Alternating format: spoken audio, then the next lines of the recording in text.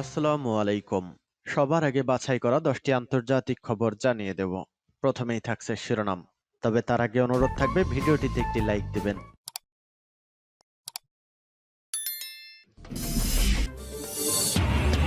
পুরোদমে ইসরায়েল ফিলিস্তিনি যুদ্ধ চলছে, জানিয়ে দিব হাতে থাকা গুরুত্বপূর্ণ আপডেট আন্তর্জাতিক সংবাদ। প্রথমে এই সংবাদ শিরোনাম। যুক্তরাষ্ট্র ও যুক্তরাজ্যকে এই নির্লজ্জ আগ্রাসনের জন্য চরম মূল্য দিতে হবে বলছেন হুতি। এরপর জানিয়ে দিব গাজায় গণহত্যার অভিযোগ, আন্তর্জাতিক আদালতের মুখোমুখি ইসরায়েল। এদিকে যুদ্ধের প্রস্তুতির কথায় সুইডেনে জনমনে শঙ্কা। আরো জানিয়ে দিব সোলাইমানি স্মরণ অনুষ্ঠানে বোমা বিস্ফোরণের মূল হোতা চিহ্নিত। এরপর জানিয়ে দিব পিঠ বাঁচাতেই কি চীনের দিকে ঝুঁকছে মালদ্বীপ। এবং সর্বশেষ জানিয়ে দিব কাশ্মীরের পরিস্থিতি উদ্বেগজনক বলছেন ভারতীয় সেনাপ্রধান। শুনছিলেন সংবাদ শিরোনাম, এখন বিস্তারিত। তবে অনুরোধ থাকবে ভিডিওতে একটি লাইক করে দিন এবং কমেন্ট করে জানিয়ে দিন আপনার মূল্যবান মতামত। যুক্তরাষ্ট্র ও যুক্তরাজ্যকে এই নির্লজ্জ আগ্রাসনের জন্য চরম মূল্য দিতে হবে বলছেন হুতি। ইয়েমেনে হুতি বিদ্রোহীদের অবস্থান লক্ষ্য করে বিমান হামলা চালিয়েছে যুক্তরাষ্ট্র ও যুক্তরাজ্য। হুতি যোদ্ধাদের পক্ষ থেকে এই অভিযানের কথা নিশ্চিত করা হয়েছে। একই সঙ্গে এই হামলার জবাবে পাল্টা হুঁশিয়ারি দিয়েছে হুতি বিদ্রোহীরা। ইয়েমেনে হুতিদের উপপররাষ্ট্রমন্ত্রী হুসেইন আল ইজি বলেছেন, এই হামলার জন্য যুক্তরাষ্ট্র ও যুক্তরাজ্যকে চরম মূল্য দিতে হবে। ইয়েমেনের টিভি চ্যানেল আল মাসিরাহ তাকে উদ্ধৃত করে বলেছে, যুক্তরাষ্ট্র ও যুক্তরাজ্য এই নির্লজ্জ আগ্রাসনের জন্য চরম মূল্য দিতে হবে। খবর বিবিসি। হুতি কর্মকর্তা আব্দুল কাদের আল মোর্তাদা সামাজিক যোগাযোগ মাধ্যমে এক্সে জানিয়েছেন, ইয়েমেন জুড়ে হামলা চালানো হয়েছে। রাজধানী সানা, হুদাইদাহ গভর্নরেট, সাদা ও ধামের বেশ কয়েকটি হামলা হয়েছে। হুতিদের লোহিত সাগর বন্দরে শক্ত ঘাঁটি হুদাইদাতে হামলা করা হয়েছে। গাজায় ইসরায়েলের আগ্রাসনের পর ইয়েমেনে হুতি বিদ্রোহীরা লোহিত সাগরে বাণিজ্যিক জাহাজগুলোতে সম্প্রতি যেসব হামলা চালিয়ে আসছে তার জবাবে হুতিদের লক্ষ্য করে সরাসরি হামলা চালালো দেশ সেনাবাহিনী। রাজধানী সানার হুদাইদাহে হুতি লোহিত সাগর বন্দর, ধামার ও উত্তর পশ্চিমাঞ্চলে হুতিদের শক্ত ঘাঁটিতে হামলার খবর পাওয়া গেছে। সূত্র বিবিসি।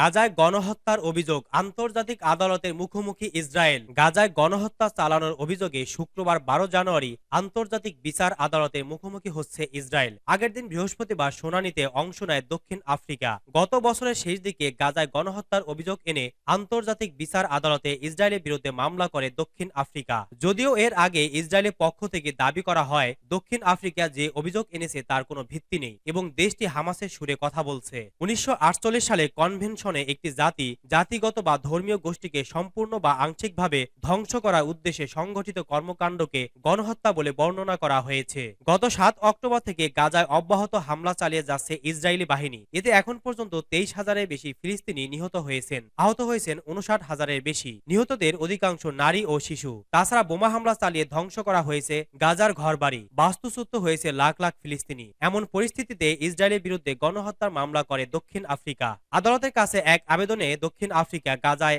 ইসরায়েলি কর্মকাণ্ডকে গণহত্যা বলে অভিহিত করেন, কারণ সেখানে একটি জাতিগোষ্ঠীর বিরুদ্ধে ধ্বংসযজ্ঞ চালানো হয়েছে।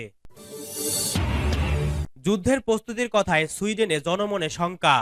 ইউক্রেন যুদ্ধের প্রেক্ষাপটে সুইডেনের ২ শীর্ষ প্রতিরক্ষা কর্মকর্তা যুদ্ধের জন্য প্রস্তুত হতে দেশবাসীর প্রতি সতর্কতামূলক বক্তব্য দিয়েছেন। এতে সুইডিশদের মধ্যে উদ্বেগ ছড়ানোর পাশাপাশি রাজনৈতিক নেতাদের মধ্যে ভিন্নমত দেখা দিয়েছে। সুইডেনের প্রতিরক্ষা মন্ত্রী কার্ল অস্কার বহলিন একটি প্রতিরক্ষা সম্মেলনে বলেন, সুইডেনে যুদ্ধ শুরু হতে পারে। দেশের প্রতিরক্ষা সক্ষমতাকে শক্তিশালী করার জন্য সব নাগরিককে প্রস্তুতি নিতে হবে। তিনি উদ্বেগ প্রকাশ করে বলেন, দ্রুত সিভিল ডিফেন্সের পুনর্গঠন করতে হবে। যুদ্ধকালীন গুরুত্বপূর্ণ কর্তৃপক্ষ agency for community security and preparedness MSB ছাড়াও বিভিন্ন সংস্থাকে যুদ্ধকেন্দ্রিক প্রস্তুতি নিতে বলা হয়েছে। প্রতিরক্ষা মন্ত্রীর বক্তব্য সমর্থন করে সামরিক বাহিনী commander in chief general Michael Biden বলেছেন, সুইডিশ নাগরিকদের সবার যুদ্ধের সম্ভাবনার কথা মাথায় রেখে মানসিক প্রস্তুতি নেওয়া উচিত। সুইডেনের শিশু অধিকার সংস্থা ব্রিস জানিয়েছে, সরকারের ঊর্ধ্বতনদের বক্তব্যের পর তাদের জাতীয় টেলিফোন হেল্পলাইন যুদ্ধের আশঙ্কা সম্পর্কে শিশু ও তরুণদের কাছ থেকে অনবরত কল পাচ্ছে। সাবেক প্রধানমন্ত্রী ম্যাকডেলেনা অ্যান্ডারসন সরকার ও সামরিক বাহিনী প্রধানের এ সংক্রান্ত বক্তব্যের সমালোচনা করে বলেছেন, নিরাপত্তা পরিস্থিতি গুরুতর হলেও পরিস্থিতি এমন নয় যে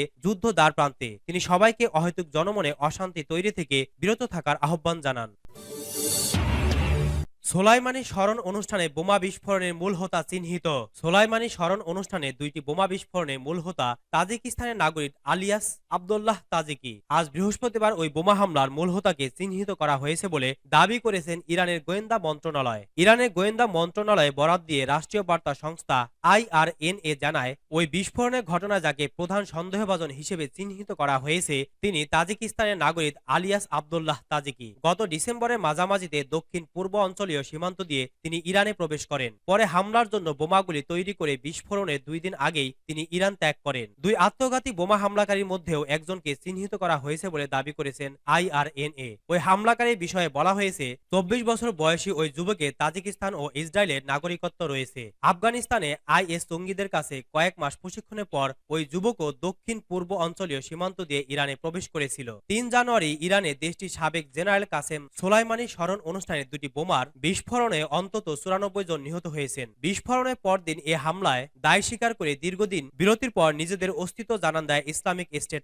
IS। ইরানের রাষ্ট্রীয় গণমাধ্যমের বরাত দিয়ে বার্তা সংস্থা AP জানিয়েছে, সোলাইমানির স্মরণ অনুষ্ঠানে বিস্ফোরণের জন্য যাকে প্রধান সন্দেহভাজন হিসেবে চিহ্নিত করা হয়েছে তিনি একটি বোমা তৈরি চক্রের নেতৃত্ব দেন। ইরানি জেনারেল কাসেম সোলাইমানি 2020 সালে ইরাকে অবস্থান করার সময় মার্কিন ড্রোন হামলায় নিহত হয়েছিলেন। 3 জানুয়ারি ছিল তার 4র্থ মৃত্যুবার্ষিকী। এ উপলক্ষে নিজের শহর কেরমানে অবস্থিত সোলাইমানি সমাধি এলাকায় হাজারো মানুষের সমাগম হয়। এই সমাগমকেই লক্ষ্যবস্তু করেন 2 আত্মঘাতী। প্রথম বোমাটি বিস্ফোরণ ঘটানোর পর এতে আহত ব্যক্তিদের উদ্ধার করার জন্য যখন সবাই ব্যস্ত ঠিক তখনই দ্বিতীয় বোমাটি বিস্ফোরণ ঘটানো হয়। কর্তৃপক্ষ এবার দ্বিতীয় বোমা হামলাকারী পরিচয় বের করার চেষ্টা করছে। যদিও হামলা দায় স্বীকার করতে গিয়ে IS ইতিপূর্বেই 2 হামলাকারীর নাম প্রকাশ করেছিল।